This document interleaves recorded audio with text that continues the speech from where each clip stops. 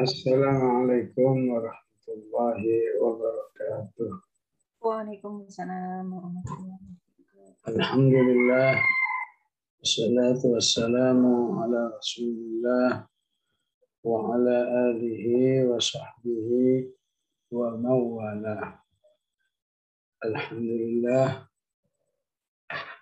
Allah yang kembali mempertemukan kita, memberi kemudahan kepada kita untuk melanjutkan kaji tafsir kita kalamullah yang insya Allah akan lebih membuat kita lebih kenal, lebih dekat dengan Allah Subhanahu wa Ta'ala.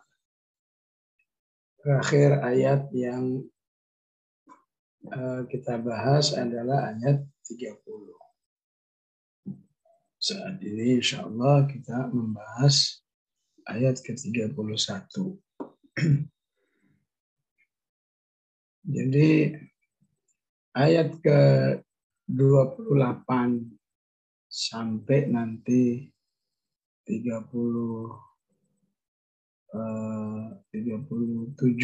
ya. Ini akan banyak berbicara tentang rumah tangga Rasulullah Sallallahu Alaihi Wasallam. Detail-detailnya bahkan kita sebagai orang-orang beriman mungkin saja merasa alangkah tingginya ya akhlak, akidah, ilmu rumah tangga Rasulullah Sallallahu Alaihi Wasallam yang ditarbiyahkan kepada istri-istri. Yang tidak mustahil hati kecil orang-orang beriman yang belum banyak belajar bisa jadi mengatakan apa iya orang-orang beriman atau khususnya muslimat, zaujat bisa berakhlak seperti akhlak istri-istri Rasulullah Sallallahu Alaihi Wasallam.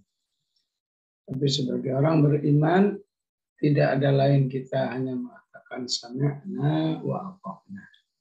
Apapun yang dijelaskan oleh Allah kita siap mendengar dan siap taat. Hasilnya saddidu wa qaribu.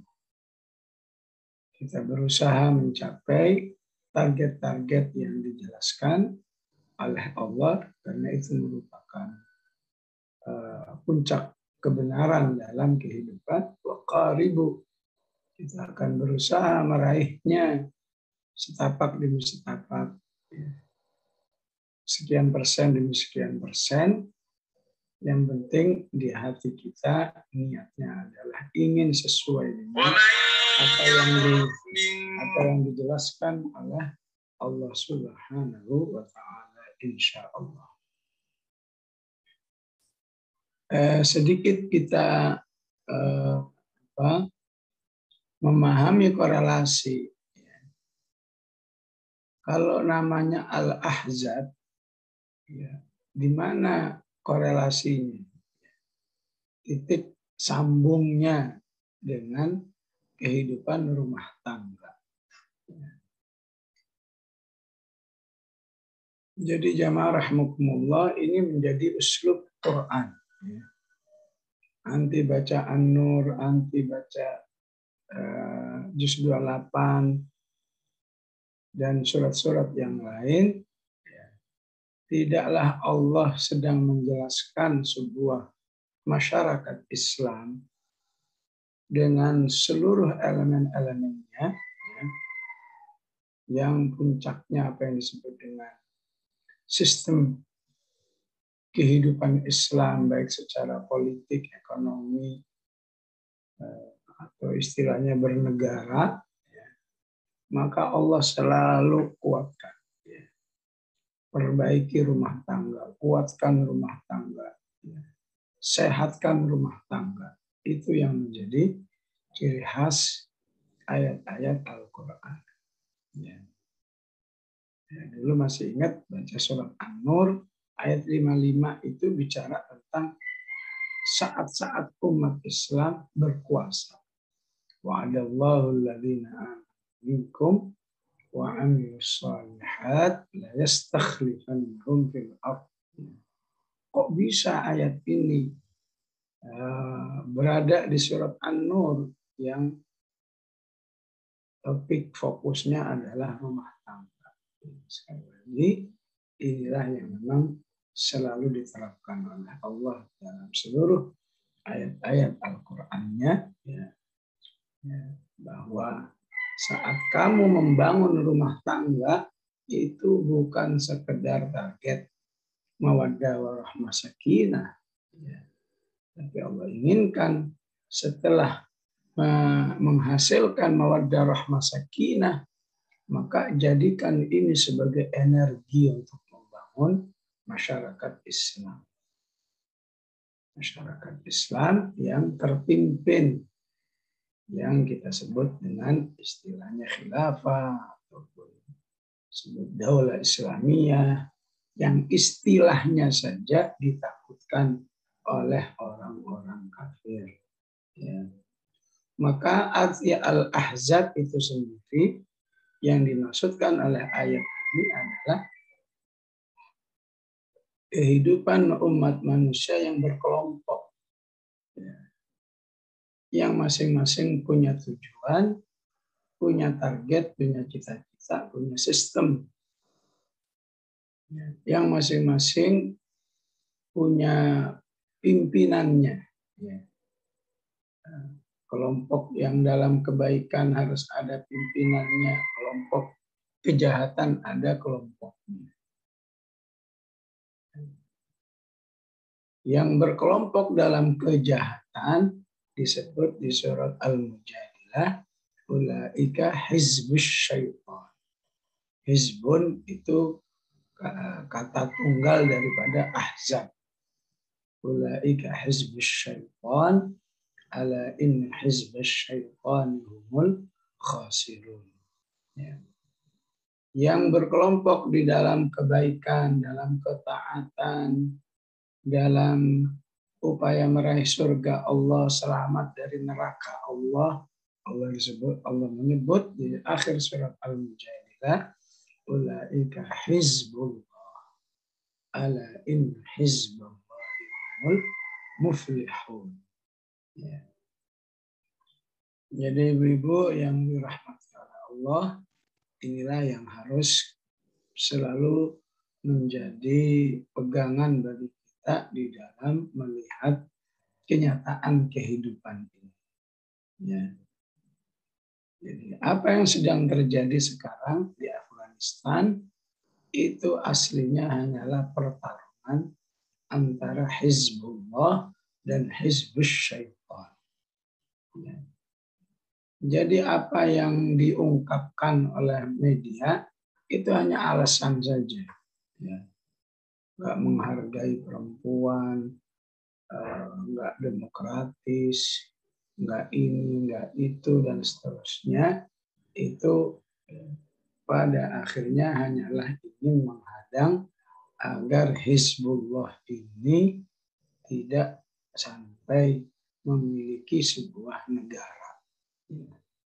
Hindu punya negara, apalagi komunis punya negara, kapitalis punya negara, apalagi Syiah punya negara, Buddha punya negara, Nasara punya negara, Yahudi punya negara. Hanya umat Islam yang nggak boleh punya negara, sekecil apapun unsurnya, sampai namanya saja nggak boleh.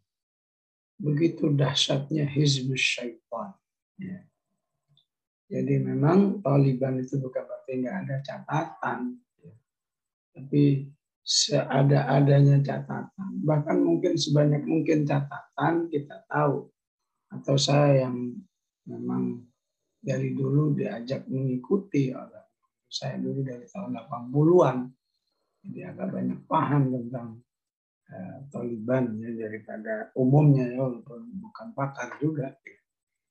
Sebanyak-banyaknya catatan yang ada, tetap aja ada unsur Hizbullahnya. Tapi karena memang masyarakatnya belum siap, ya, dunia internasional juga ya, tidak saja belum siap, tapi bahkan membenci, memerangi, maka segala cara dilakukan, ya, termasuk membantu ya, masyarakatnya yang sekuler. Jadi Ibu harus tahu yang pada keluar dari negara itu yang sekuler, ya, memang sudah termakan oleh propaganda Barat. Ya. Dan kita tahu begitu mereka keluarnya dengan tujuan untuk mencoreng ya, kaum muslimin yang berbendera Taliban itu, maka sangat dibantu, semua membuka. Ya. Tapi yang paham seperti Turki yang lebih dekat, ya, tetap aja nggak mau karena itu sama saja membantu Hizbus Syaitan di dalam mencoreng kaum muslimin. Ya. Nah, inilah yang harus dipahami dari kata Hizbun yang jamaknya Ahzab. Jadi semoga kita terus bergabung dalam Hizbullah. Ala inna hizballahi humul muflihun, yang salah satu ya, targetnya adalah memang bagaimana membangun kehidupan rumah tangga yang diridhai oleh Allah, yang sesuai dengan petunjuk Allah, yang pada akhirnya ya, disadari atau tidak ketika ini dibangun dengan baik, ya, maka ini salah satu alasan bagi Allah nantinya untuk menilai hamba-hambanya ini sudah laik belum untuk memimpin umat, memimpin masyarakat, memimpin sebuah negara. Baik yang sudah ditakdirkan maupun yang belum ditakdirkan, maupun yang dalam proses, semuanya tidak terlepas untuk mengikuti manhaj Allah atau konsep Allah bagaimana di dalam membangun masyarakat yang diridhai oleh Allah, masyarakat yang sistemnya saja ya sistemnya saja sudah mengantarkan manusia itu ke surga, menyelamatkan dari api neraka. Ya. Apalagi pribadi-pribadinya. Ya. Sementara saat ini kaum muslimin, walaupun Allah nantinya memasukkan dia ke surga, itu karena hidayah pribadi. Ya. Bukan sistem yang membuat saat ini orang beriman itu berakidah, beriman, beribadah dengan baik. Karena itu, yang mau ngaji insya Allah baik. Yang nggak mau ngaji, ya udah. Dan betapa banyaknya yang nggak mau ngaji. Ya, boleh jadi persentasenya ya 1% dibanding 99%. Ya, inilah yang tidak diinginkan dalam masyarakat Islam. Masyarakat Islam menginginkan sistem kehidupan itulah yang akan mengantarkan manusia masuk surga, sehingga akan menghasilkan betapa mudahnya sebenarnya manusia itu masuk surga. Pantas jika Rasulullah mengatakan, kullu ummati yadkhulunal jannah. Semua umatku itu masuk surga. Kok bisa? Bukankah dalam kehidupan ini mayoritasnya manusia tidak taat kepada Allah? Ya, ini aslinya ketika memang umat hidup di dalam sistem yang ditetapkan oleh Allah. Ya. Sehingga seakan mau nggak mau, orang itu kenal Islam. Seperti kita ini Ibu ya. Mau nggak mau, seneng nggak seneng, perhatian nggak perhatian, insya Allah hafal tuh yang namanya Pancasila 1, 2, 3. Insya Allah mengenal tuh yang namanya UUD 45 dan seterusnya. Dan memang sistemnya begitu. Ya. Bisa dibayangkan kalau sistemnya nanti Quran, maka ada yang mau, ada yang nggak mau, ada yang malas, ada yang semangat. Tapi pada akhirnya kenal Quran sesuai dengan perhatiannya masing-masing. Ya. Baik Ibu-Ibu, kita kembali bagaimana Allah mendidik, mentarbiyah rumah tangga Rasulullah Sallallahu Alaihi Wasallam. Ya. Di ayat 28 ya, dan 29 seperti yang pernah kita bahas, ya, seakan istri-istri Rasulullah itu sudah disetting oleh Allah. Ya. Kamu harus siap hidup miskin ya. Itu zahirnya seperti itu kan. Kenapa? Karena ketika Rasulullah mengatakan umatti'kunna wa usarrihkunna sarahan jamila, itu tawaran kepada istri Rasulullah yang mau kaya. Yang mau kaya sini saya kasih, mau berapa miliar saya kasih. Tapi setelah itu saya ceraikan ya. Ini kan sama saja artinya. Jadi kalau mau jadi istri-istri Rasulullah harus siap miskin ya. Apakah kita berarti seperti itu Bapak Ibu yang dirahmati Allah? Ya, tentu tidak. Kalau kita sih istilahnya ya dalam kondisi seperti ini ya, nggak usah nuntut udah miskin sendiri kok. Ya. Ya. Karena memang sistemnya begini. Kalau istri-istri Rasulullah itu memang punya suami yang punya peluang untuk kaya. Asal mau aja, udah kaya. Ya, kalau rumah tangga sekarang, udah mau, udah jumpalitan, udah begini, kaya-kaya juga. Jadi gimana maunya ayat ini? Maunya ayat ini, ya bangunlah fikratul akhirah, la fikratul dunia. Ya.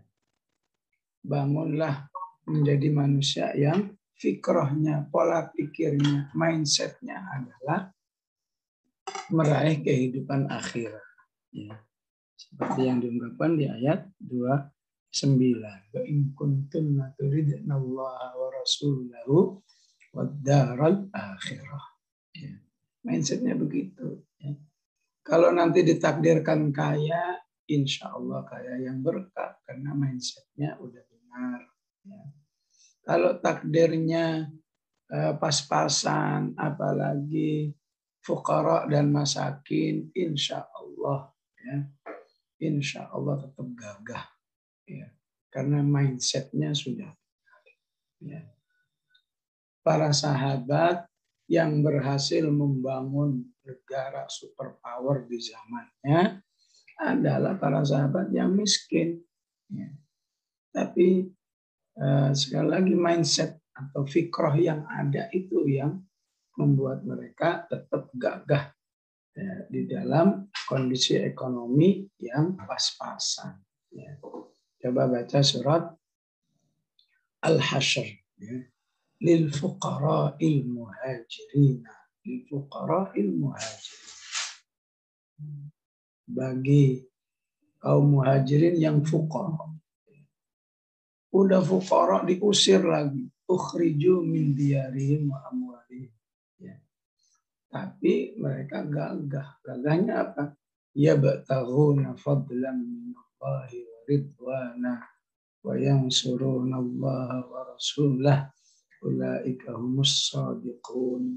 Ya. Mereka gagah di dalam berinteraksi sesama orang beriman. Walladzina tabawwa'ud dara wal imana min qablihim yuhibbuna man hajara ilaihim. Itulah yang harus kita pahami dari ayat 28 dan 29. Ya. Kemudian di ayat 30-nya ya, fikrah tadi harus membuat orang beriman itu selalu dalam ketaatan kepada Allah. Dan jauh dari kemaksiatan ataupun penyimpangan. Wabil khusus mereka yang berada dalam makom yang termuliakan. Itu istri Rasulullah termuliakan karena statusnya sebagai ummahatul mukminin. Apakah orang-orang beriman yang biasa-biasa saja, artinya tidak dalam status ummahatul mukminin, bisa masuk di ayat 30 ini, ya. Dan 31 yang kalau berbuat maksiat dihukum 2 kali, kalau berbuat amal soleh diberi pahala juga 2 kali lipat. Ya. Maka para ulama mengatakan tetap bisa. Ya. Karena dibalik status mereka sebagai istri Rasulullah, ya, di mana Rasulullah itu statusnya bukan hanya seorang nabi, tapi juga seorang guru, ya. Seorang guru, ya, yang berarti istri Rasulullah itu bisa disebut, ya, tiap hari berarti mengakses ilmu. Karena hidup langsung bersama, ya, Sayyidul Muallimin, tokoh utama bagi para guru-guru. Ya. Maka dari sini pemahamannya, ya, ilmu yang terus dipelajari oleh orang-orang beriman itu juga membuat, ya, makom yang sama. Artinya ketika orang beriman itu dalam status ulama atau alimat, maka dirinya juga berlaku apa yang diingatkan atau ditahdzir, di-warning oleh Allah di ayat 30. Jadikan ilmumu itu untuk menjaga diri dari kemaksiatan. Ya. Yang kedua, jadikan ilmumu itu untuk membangun ketaatan. Ya. Maka ayatnya berbunyi, "Wa may yaqnut minkunna", dan siapa yang melakukan ketaatan di antara kalian lillahi wa rasulihi, ya, bagi Allah dan Rasulnya, wa ta'mal sholihan, dan melakukan amal-amal soleh, ya. Nu'tiha ajraha marratain, kami berikan kepadanya, ya, pahalanya 2 kali lipat.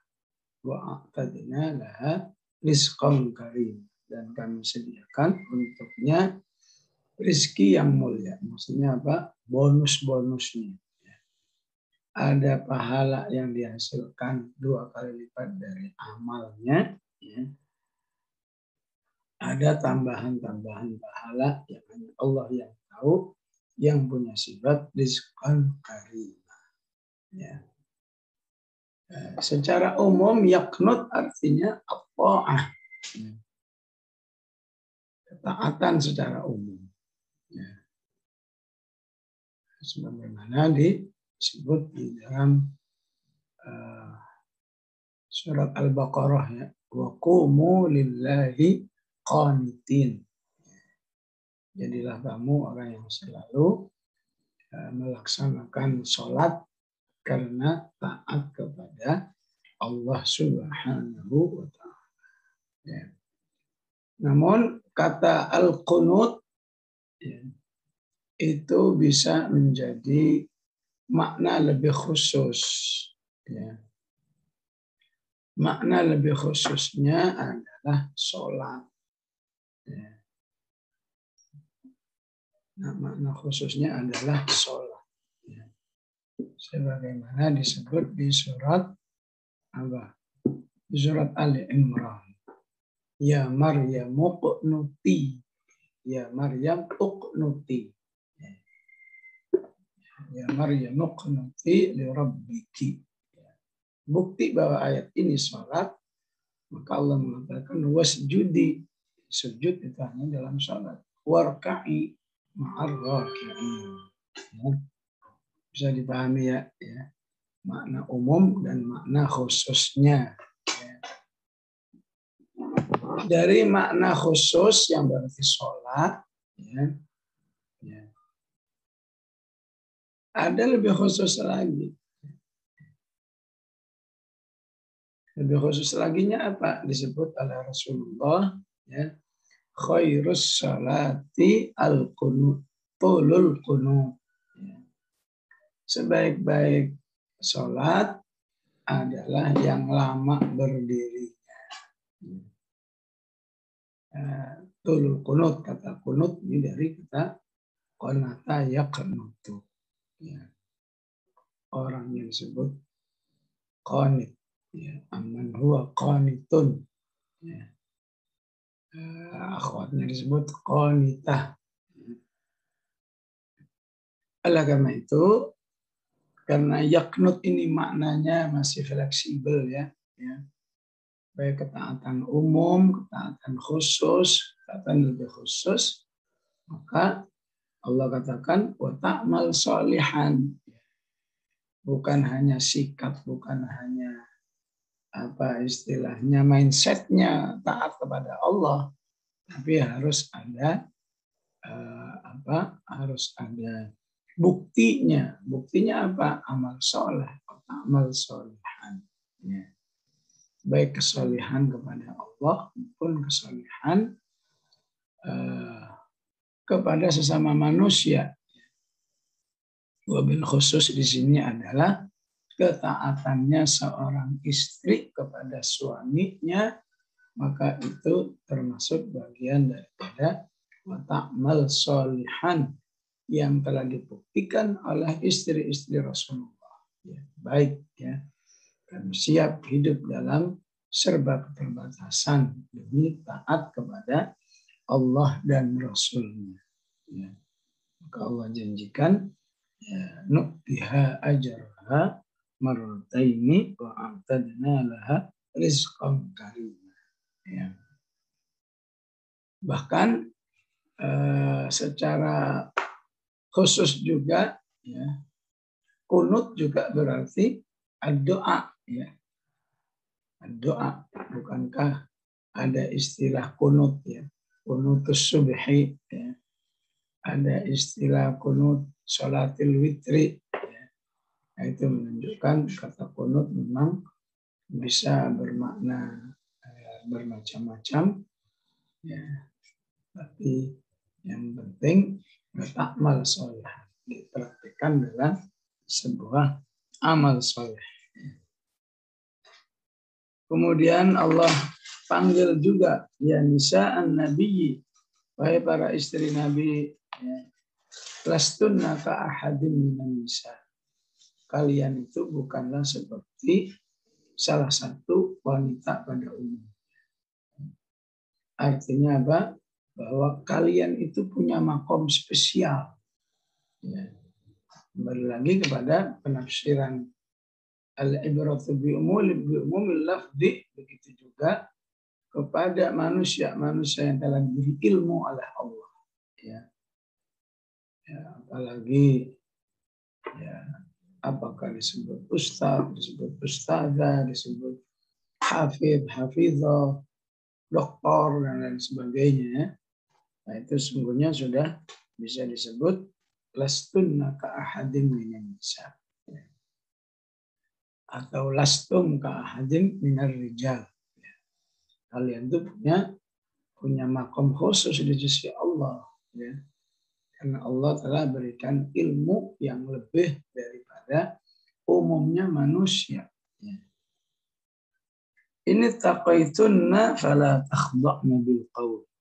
Jika kalian bertakwa, maka janganlah kalian melakukan tindakan akhlak yang memancing orang lain berpiktor istilahnya, berpikiran kotor. Ini intinya ya. Yang aksinya disebut oleh Allah dengan istilah fala takhda'na bil qaul. Ya. Janganlah bersuara yang membuat kaum laki-laki itu ya kemudian jadi berpikir nggak baik. Ya. Apakah bersuara dalam arti kontennya? Ya.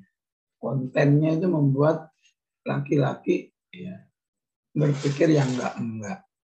Ini termasuk takhda'na bil qaul.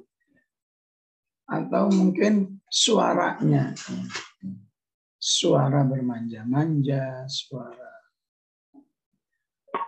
mendayu-dayu, ya.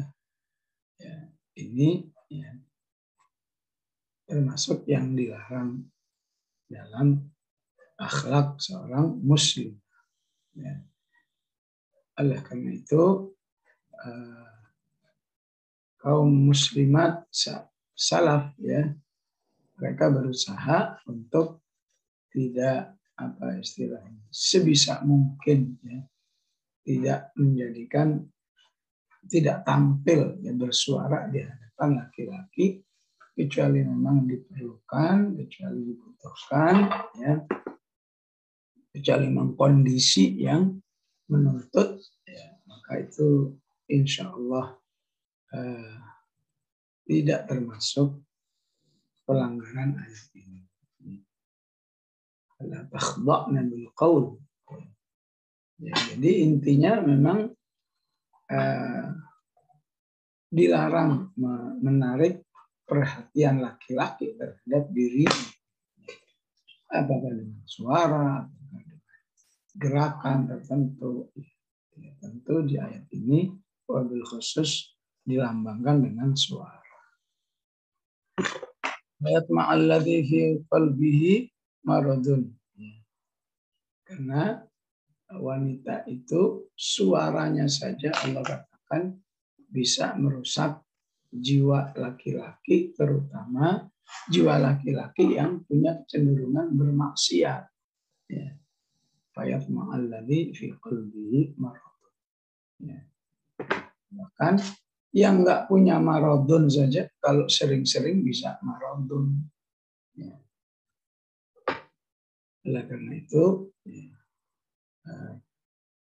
harus seselektif mungkin wanita itu tampil apalagi bersuara. Ya. Kalaupun bersuara maka harus dijaga jangan sampai mengeluarkan al-khudu' bil qaul. Mengeluarkan suara-suara yang atau nada ya, intonasi yang membuat laki-laki yang berpenyakit hatinya atau ada kecenderungan maksiat jadi berpikir yang nggak baik, bahkan yang sudah baik pun bisa rusak. Ya. Ada pertanyaan begini. Ini bukannya suatu hal yang lebay. Masa gara-gara suara saja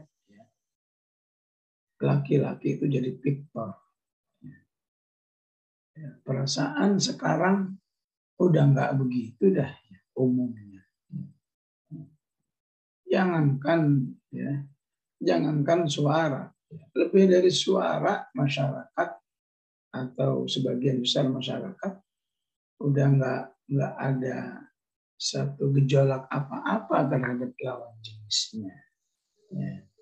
Maka ini menunjukkan sebuah penurunan kualitas syahwat orang-orang beriman, kualitas syahwat manusia. Ya. Jadi aslinya manusia itu memiliki sebuah kualitas syahwat yang utuh, yang sudah ada paketnya di sisi Allah. Ya. Yang sudah ada paket utuhnya diciptakan oleh Allah. Ya. Yang jika paket ini dijaga dengan baik, ya. seperti di ayat ini, bahwa laki-laki normal itu bisa jadi karena suara wanita saja bisa bergejolak syahwatnya. Itu yang masih normal. Maka sesungguhnya ini diciptakan oleh Allah seperti ini, ya, agar ketika kualitas syahwat itu masih utuh, ya, dan digunakan dalam ketaatan, ya, dalam arti betul-betul hanya disalurkan kepada yang halal, ya, maka insya Allah syahwat yang utuh ini jika ditakdirkan menjadi sebuah keturunan, maka insya Allah akan mempengaruhi, ya, kualitas keturunan yang jauh lebih baik. Sebaliknya ketika manusia itu fitrat Allahnya dalam bentuk syahwat yang telah diciptakan oleh Allah, keutuhannya digerogoti. Apakah digerogoti dengan ya kemaksiatan-kemaksiatan yang terkait dengan nafsu seksual? Apakah dengan melihat, menikmati suaranya, bahkan naudzubillah sampai mungkin bersentuhan, bahkan sampai udah melihat bagian yang terbanyak dari lawan jenis itu. Dan ketika itu terus menerus, maka bisa tercipta manusia laki-laki yang sudah kehilangan syahwatnya terhadap lawan jenisnya. Kenapa? Karena sudah dirusak dengan kemaksiatan yang sesungguhnya tidak hanya sebuah maksiat, tapi itu sistem yang diciptakan oleh Allah untuk menjaga kualitas syahwat itu. Sehingga ya kita lihat manusia itu menjadi kehilangan syahwat antara laki dan perempuan. Dampaknya apa? Ya udah nyari yang lain lagi. Laki-laki bersyahwatnya dengan laki. Terjadi perempuan syahwatnya dengan perempuan. Ya itu salah satu ya, bukti bahwa ketika syahwat ini tidak dijaga dalam ketaatan kepada Allah, maka ya, tidak saja rusak bahkan hilang. Maka bisa dibayangkan jika orang seperti ini ya, meletakkan benihnya kepada istrinya, apa yang terjadi? Ya, generasi yang akan dihasilkan. Ya. Karena sungguhnya diciptakannya syahwat itu untuk ketaatan kepada Allah Subhanahu wa Ta'ala. Bahkan ketika syahwat itu sudah hancur, manusia mencari pengkiatan. Ya. Diciptakan sebuah obat agar syahwatnya terbangun kembali. Satu obat bisa mencapai 1 butirnya 1 juta. Sekedar untuk membuat syahwat itu bergejolak. Ya. Padahal syariat Allah ya, itu luar biasa di dalam membangun kesehatan umat manusia ini dalam segala sisinya, ya. Baik fisik maupun jiwa. Ya. Nah, inilah yang disebut dengan fala takhda'na bil qawli fayatma alladhi fi qalbihi maradun. Ya. Jadi bukannya dengan pemahaman lebay ya, tapi justru itulah ciri manusia yang sehat. Ya. Allah inginkan syahwat laki-laki yang masih utuh, masih sehat itu hanya disalurkan kepada yang dihalalkan oleh Allah. Ya. Maka para wanitanya juga harus muslimah salihahnya harus berperan juga menjaga kesalehan laki-laki ya, ataupun menjaga tidak menimbulkan benih-benih yang membuat menyimpang.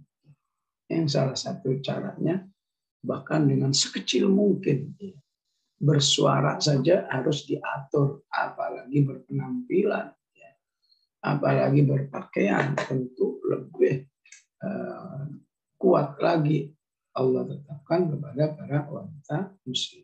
Ya. Wa qulna qawlan ma'rufa. Ya. Maka hendaklah para wanita itu menyampaikan ucapannya dengan ucapan yang baik. Ya. Yang sudah ditetapkan oleh Islam. Ya. Baik intonasinya maupun kontennya itu sudah harus ma'rufa, sehingga insya Allah ya, bukan berarti nggak boleh berinteraksi 100%. Silakan kalau memang harus berinteraksi, tapi fala takhda'na bil qawli wa qulna qawlan ma'rufa. Ya. Inilah salah satu manhaj Al-Quran, manhaj Islam, bagaimana Allah membangun akhlak wanita muslimah dan bagaimana wanita muslimah itu juga harus berperan di dalam menjaga ya, kesolehan kaum muslimin ya, agar semua bisa berjalan dengan baik sesuai dengan fitratallahi allati fataran nasa 'alaiha la tabdila li khalqillah dzalika ad-dinul qayyim walakinna aktsaran nasi la ya'lamun. Ya.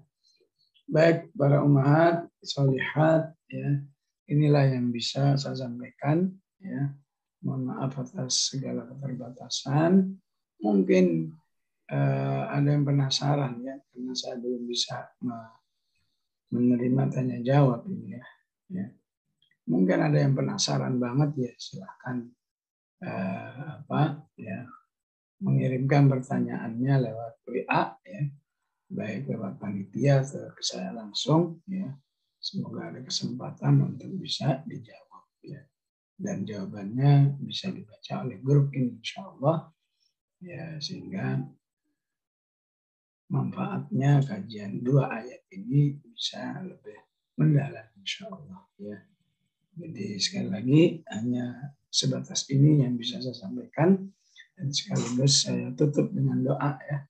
Bismillahirrahmanirrahim. Alhamdulillahirabbil alamin. Allahumma shalli wa sallim ala Muhammad wa ala ali Muhammad. Allahumma arhamna bil Qur'an waj'alhu lana imaman wa nuran wa rahmah. Allahumma zayyin akhlaqana bi akhlaqil Qur'an. Allahumma ighfir dhunubana بتلاوة القرآن اللهم ارفع درجاتنا بالقرآن يا رب يا ذا الجلال والإكرام اللهم زكي أنفسنا بتلاوة القرآن برحمتك يا أرحم الراحمين واجعله لنا إماما ونورا وهدى ورحمة اللهم ذكرنا منه ما نسينا وعلمنا منه ما جهلنا وارزقنا تلاوته وأنت الليل وأنا النهار برحمتك يا أرحم الراحمين وصلى الله على سيدنا محمد وعلى آله وصحبه وسلم والحمد لله رب العالمين والسلام عليكم ورحمة الله وبركاته. Waalaikumsalam. Warahmatullahi wabarakatuh.